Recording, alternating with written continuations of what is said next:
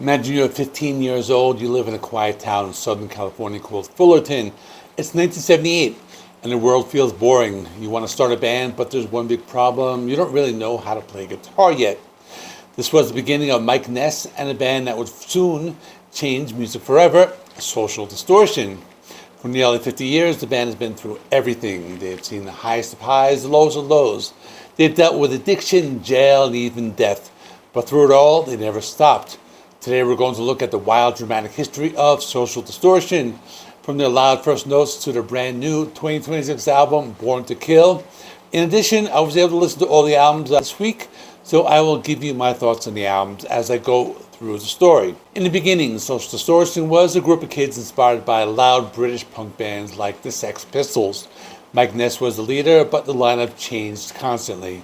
One of the first drummers, Casey Royer, actually gave Mike his name for the band after a distortion pedal he owned. Mike did something most people wouldn't do. He recruited his high school best friend, Dennis Danell, to join the band on guitar. The catch, Dennis had never played an instrument in his life.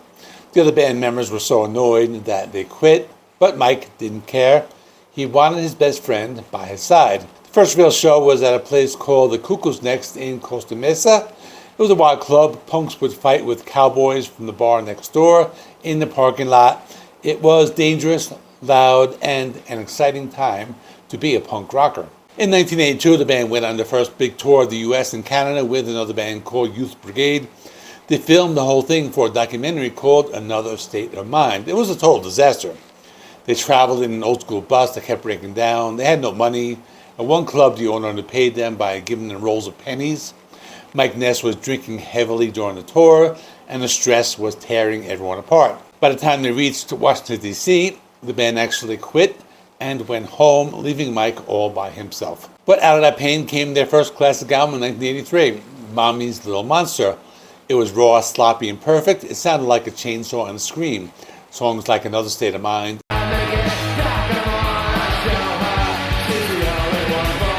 and The Creeps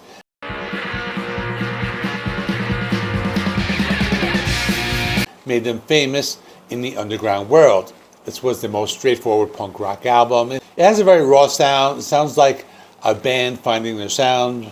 But back to the story. Because just as they're getting famous, things fell apart. Mike Ness plunged into serious drug addiction. After the 1982 tour, he had nowhere to live and was crashing on couches, strung out on heroin for weeks at a time. In 1985, the band had to stop. Mike was in and out of rehab and jails. It looked like the story of Social Distortion was over before it really began. But Mike Ness is a fighter. He completed a rehab program and got clean in 1986, and has stayed clean and sober for over 25 years since then, which is rare in the world of rock and roll. He later said that pain was his greatest motivator to get better. When the band returned in 1988, they sounded different. They released Prison Bound. Instead of just loud punk, it had a cowboy or country feel. Mike was listening to Johnny Cash and the Rolling Stones. Some old fans didn't like it, but it was the start of the band's signature sound, a mix of punk, country, and blues. This was the start of their cowpunk period.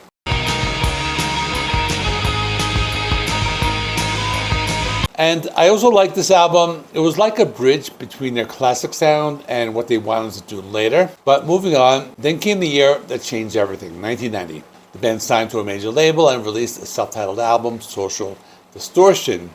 This record blew up. It had huge hits like Story of My Life and Ball and Chain.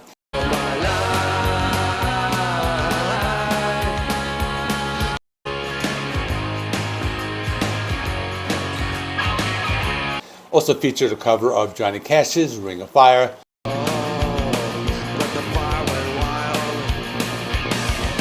That reached number 25 on the charts.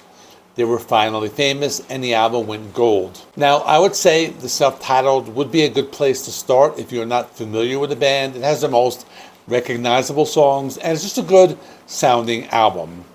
But moving on, they followed this up in 1992 with Somewhere Between Heaven and Hell. It was even more popular with the hit song Bad Luck. Social Distortion was now one of the biggest punk bands in the world.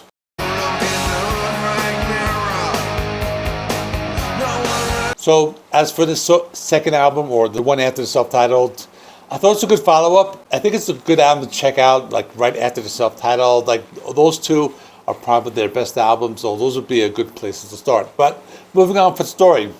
After a 4-year break, the band returned in 1996 with their hardest sounding album yet, White Light, White Heat, White Trash. It was a return to their heavy punk roots. The song I Was Wrong became a huge radio hit. It was an emotional album where Mike sang about his mistakes and his friends who had died. I took what I wanted, put my heart on the shelf. This was actually one of my favorites. It had a much heavier sound than the previous two albums, and I liked how they turned the guitar sound on this one. So this was another really good one, probably closer in sound to the debut. But back to the story, because the most tragic event on the band's history happened. On February 29, 2000, Dennis Danell died of a brain aneurysm at only 38 years old. If you remember from the beginning, he was Mike's best friend and the only other original member left. Many people thought the band would quit, but could Mike go on without Dennis? Mike decided the best way to honor his friend was to keep the music alive. He brought in Johnny Wickersham to play guitar and kept touring. In 2004, they released Sex, Love, and Rock and Roll, the first album without Dennis. It stayed true to the sound, proved the band still had a lot to say. To be honest with you, it's probably my least favorite album. It's not bad, it just didn't make much of an impression on me, but I'm also new to all these albums, so it could be a grower.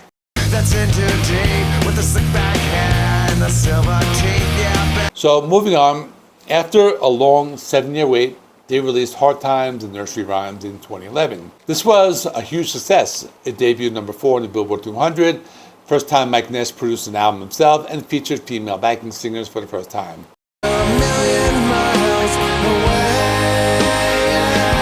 So in my personal opinion, I thought it was a decent album. It was more of a rock album, I guess, but it was still some punk rock.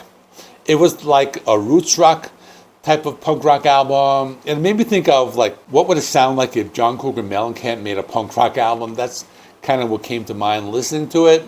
It's not bad, but it's a decent album, so let me continue. Because as the years passed, fans began to wonder, when would the next album come? 1 year turned to 5, 5 turns to 10. But in 2023, the band was finally in the studio recording their 8th album, When the World Stopped. Mike Ness announced he had been diagnosed with stage 1 tonsil cancer. Tour was canceled, album was put on hold. Fans around the world were terrified for the man who had survived so much already. Mike had to undergo surgery and therapy.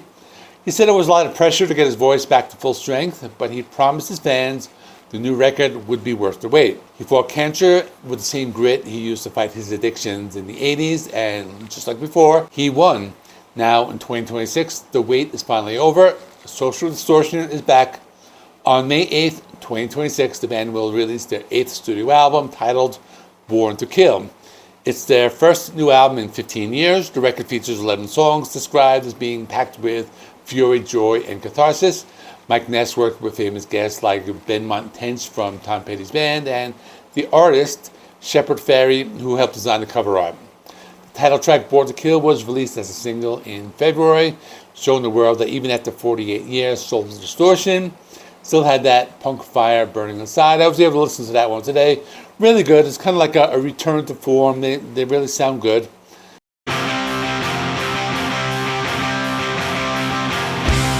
And the band is hitting the road for a massive North American tour in late 2026, playing with other legends like the Descendants. And as of this recording, I've not listened to the new album, but I plan to review it on this channel. And there was another single. Let me play a clip of that as well.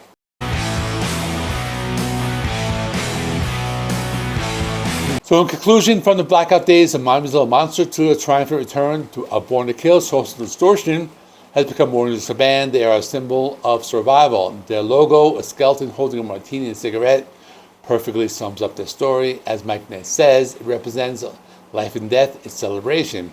Mike Ness started as a 15-year-old kid who couldn't play guitar. Today he's the godfather of punk rock, a man who has beaten addiction, tragedy, and cancer. As long as Mike Ness has a story to tell, the music of Social Distortion will never die.